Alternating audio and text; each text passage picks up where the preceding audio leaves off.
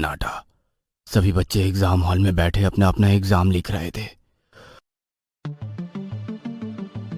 और राउंड लगाती टीचर भी बच्चों को लिखता देख रही थी। तभी टीचर की नजर एक लड़की पर पड़ी। वह हाथ में पेन पकड़े किसी सोच में डूबी हुई थी और उसकी आंखों से गिरते आंसुओं के निशान उसके गाल पर किसी दाग की तरह जम चुके थे। टीचर ने भी उस लड़की की चिंता पर उसके कंधे पर हाथ रखकर कहा, क्या हुआ बेटा, सब ठीक तो है ना? तुम्हें पानी ला कर दूं? टीचर की बात सुनकर उस लड़की ने नाव में सिर हिलाया और पेपर पर कुछ लिखने लगी। टीचर ने वापस से लड़की को लिखता देख उससे कुछ नहीं पूछा और राउंड लगाने लग गई। टीचर के जाते ही लड़की ने खिड़की से बाहर देखा और फिर अपने आंसू पोंछ अपनी सीट से खड़ी हो गई। अभी टीचर उस लड़की से कुछ दूर गई ही थी कि एक आवाज सुनकर उसके पैर जम गए, जैसे कोई भारी चीज बहुत ऊंचाई से नीचे जमीन पर गिरी थी। और अगले ही पल एग्जाम हॉल में बैठे बच्चे चीखने चिल्लाने लगे। टीचर ने जब पीछे मुड़कर देखा तो एक सीट खाली थी। फिर खिड़की से नीचे देखा तो मांस का एक बड़ा सा लोथड़ा जमीन से चिपका हुआ खून छोड़ रहा था। उस लड़की ने खिड़की से कूदकर अपनी जान दे दी थी। पुलिस स्टेशन में कदम रखा ही था तभी एक हवलदार तुरंत एक फोन लेकर मोहन के पास आया। अरे साहब, आप अभी आ रहे हैं? डीएसपी सर का 4 बार फोन आ चुका है, कब से आपको पूछ रहे हैं वो। अरे रात में फोन चार्ज पर लगाया तो था लेकिन स्विच ऑन ही नहीं किया, बंद पड़ा है। बोलो क्या बोल रहे हैं डीएसपी सर? बोलेंगे क्या, वही फिर उसी स्कूल में एक लड़की ने खिड़की से कूदकर अपनी जान दे दी। क्या इस साल भी?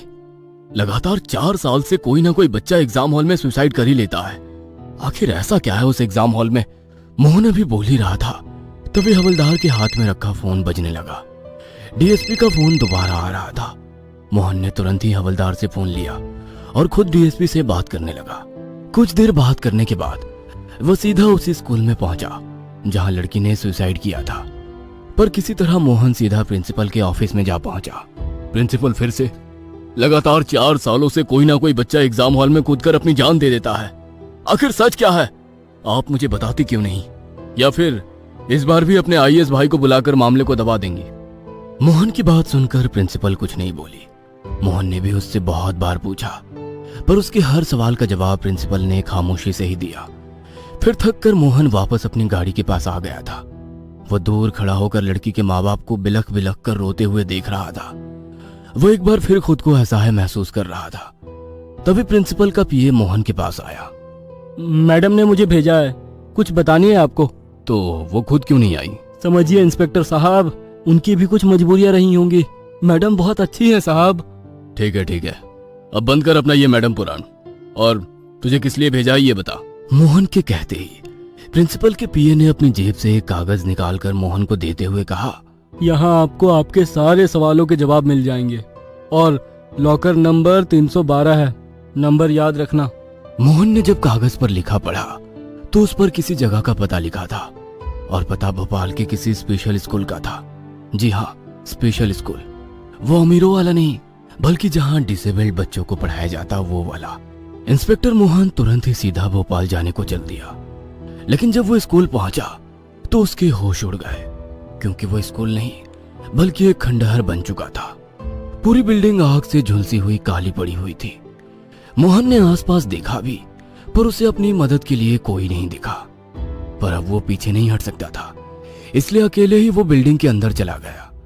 पर उसके स्कूल में कदम रखते ही उसे स्कूल में बच्चों का शोर सुनाई देने लगा था। पर सभी क्लासरूम तो खाली पड़े थे। फिर ये आवाज कहां से आ रही थी? मगर फिर भी मोहन आवाज का पीछा कर बिल्डिंग के और अंदर चलता गया कि अचानक ही उसे ऐसा महसूस हुआ जैसे उसके पीछे कोई है। इसी सोच के साथ जब उसने पीछे मुड़कर देखा तो उसके होश उड़ गए। डर के मारे उसका खून सूखने को हो गया था। उसके सामने हजारों बच्चों की जली हुई लाश खड़ी थी जो उसे ही देख रहे थे। फिर देखते ही देखते सारे बच्चे एकदम से मोहन को जान से मारने के लिए दौड़ पड़े। पर इससे पहले मोहन कुछ समझ पाता, वो बच्चों की लाशों के नीचे दब चुका था। मोहन खुद इस वक्त अपनी एक एक सांस के लिए लड़ रहा था और बच्चों की लाशें भी मोहन का जिस्म नोच कर खाने लगी थी। वो दर्द से तड़पता हुआ छटपटा रहा था। तभी स्कूल की बेल बजी। सारे बच्चे एकदम से रोते हुए गायब होने लगे और किसी तरह मोहन की जान बच गई। खुद को किसी तरह संभाल मोहन दम भर सांस लेने लगा। फिर सीधा वो स्कूल के लॉकर रूम में पहुंचा और लॉकर नंबर 312 ढूंढने लगा। ये क्या, यहां तो लॉकर नंबर 311 के बाद 313 से है, तो फिर लॉकर नंबर 312 कहां गया? मोहन लॉकर के नंबर देखकर चौंक गया था। उसे इस केस का कोई भी मजबूत सिरा दिखाई नहीं दे रहा था जिसके सहारे वो इस केस को अंजाम तक पहुंचा पाता। उसने प्रिंसिपल से बात करने के लिए फोन भी निकाला, पर इससे पहले वो प्रिंसिपल को फोन करता उसे स्कूल के बेल की आवाज सुनाई दी और तभी मोहन को अपने पैर के पास कुछ महसूस हुआ। उसने जब नीचे देखा तो एक बच्चा उसके पैर से मांस नोच कर खा रहा था और अभी हजारों बच्चे उसे कच्चा चबाने के लिए तैयार बैठे थे। मोहन भी इतने सारे बच्चों को देखकर समझ गया था कि अगर इस बार वो उस बच्चों के हाथ लग गया तो वो उसे जिंदा नहीं छोड़ेंगे। तभी उसे एक तरकीब सूझी। उसने तुरंत ही अपनी बंदूक निकालकर फायर सेंसर पर मारी, जिससे कि फायर अलार्म बज उठा और साथ में स्कूल का बेल भी, जिसे सुन सभी बच्चे एक बार फिर से गायब हो गए। मोहन एक बार फिर से जिंदा बच गया था, लेकिन अभी तक उसे लॉकर नंबर 312 नहीं मिला था। मोहन इस बारे में सोच ही रहा था, तभी बंद पड़े सारे लॉकर अपने आप ही खुल गए। मोहन बारी बारी सभी लॉकर को देखने लगा और उसे उसके सारे सवालों के जवाब पाने का रास्ता मिल गया। दरअसल लॉकर नंबर 311 के अंदर ही एक और लॉकर था जिसका नंबर 312 था और इसी लॉकर की चाबी 311 लॉकर में रखी हुई थी। मोहन ने तुरंत ही 312 नंबर लॉकर को खोल उसमें रखी सारी चीजें निकाल ली और फिर बारी बारी से उन्हें देखने लगा। मोहन को 312 नंबर लॉकर में एक खत, किसी की चिता की अस्थियां और एक लड़की की तस्वीर मिली थी। मोहन तुरंत ही खत खोलकर पढ़ने लगा और खत पढ़ते ही मोहन को पूरे मामले की समझ हो गई थी। सब कुछ जानने के बाद वो लॉकर का सारा सामान लेकर वापस प्रिंसिपल के पास पहुंचा और आते ही उससे बस इतना कहा, एक औरत इतना भी नीचे गिर सकती है ये मैंने सपने में भी नहीं सोचा था। बस मुझे इतना बता दो, तुमने ये सब क्यों किया था? क्या मिला तुम्हें इतने माओं की कोख उजाड़ कर? बोलो। मोहन का सवाल सुनकर प्रिंसिपल ने कहा, इंस्पेक्टर, तुम्हें कभी किसी से ईर्ष्या हुई है? कभी तुम्हारा हक तुमसे छीनकर किसी और को दिया गया है? ये क्या बकवास करने लगी हो तुम चाहे कोई भी बहाना बना लो, लेकिन अब तुम कानून से बच नहीं सकती हो और इस बार तुम्हारा आईएएस भाई भी तुम्हें बचा नहीं सकता है। इंस्पेक्टर की बात सुनकर प्रिंसिपल ने चीखते हुए कहा, वो मेरा भाई नहीं, मेरा पति है और लॉकर से तुम जिसकी अस्थियां लेके आए हो वो मेरी जुड़वा बहन की हैं, जिसे मैंने खुद अपने हाथों से मारा था। बचपन से लेकर उसने मेरा हर हिस्सा मारा, इसलिए आखिर में मैंने उसे ही मार दिया। टीचर मैं बनना चाहती थी, वो नहीं, पर घर वालों ने स्कूल खोलकर उसे दे दिया, इसलिए मैंने पूरे स्कूल को ही आग लगा दी और अपनी बहन को जिंदा ही जलाकर मार दिया।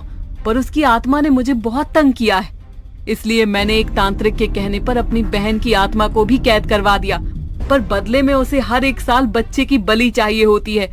इसलिए मैं ऐसे बच्चों पर नजर रखती हूँ जो गरीब और पढ़ने में कमजोर हैं, और फिर उनके माइंड वॉश करके उसे आत्महत्या करने पर मजबूर कर देती हूँ। उसे इतना नीचा और नाकाबिल एहसास करवाती हूँ कि बाकी का काम वो अपने आप ही कर लेते हैं और फिर उसकी आत्मा को मैं तांत्रिक को दे देती हूँ। इतना कहकर प्रिंसिपल ने इंस्पेक्टर पर हमला कर दिया, जिससे बचने के चक्कर में इंस्पेक्टर के हाथों से प्रिंसिपल की बहन की अस्थियां नीचे जमीन पर गिर गई और उन अस्थियों की राख ने एक जली हुई लड़की का रूप ले लिया और प्रिंसिपल के सामने आ खड़ी हुई।